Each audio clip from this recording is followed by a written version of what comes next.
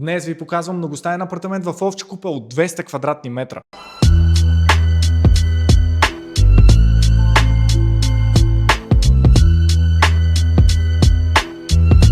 От нашия коридор преминаваме директно към кухнята, която още не е сложена. Там се слага кухня, тук се слага остров и имаме невероятна тераса, която гледа към Нов Български. Насам продължаваме към нашия хол. И този целият етаж е 90 квадратни метра.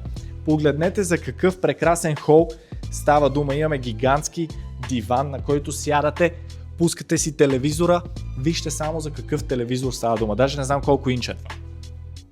Страшно. Този мезонет, тризонет, мезонет на 2 етажа се състои от този хол с кухня, една баня столетна, едно мокро помещение.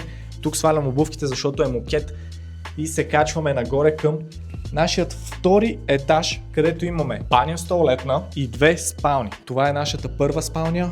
Ще трябва да си сложите легло, така е направено. Вие само трябва да влезете с мебели.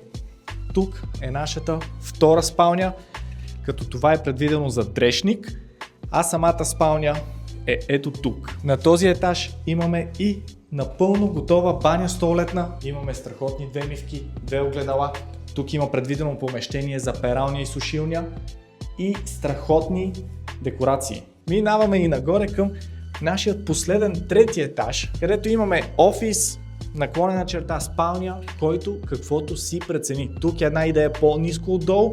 Стига хейтихте в коментарите, намерете си друга работа, но апартаментът е страхотен. Намира се на Монтевидео, на няколко минутки от Нов Български и в близост до метростанция Мизия. Към този невероятен апартамент може да си закупите гараж, а за оглед просто ми пишете.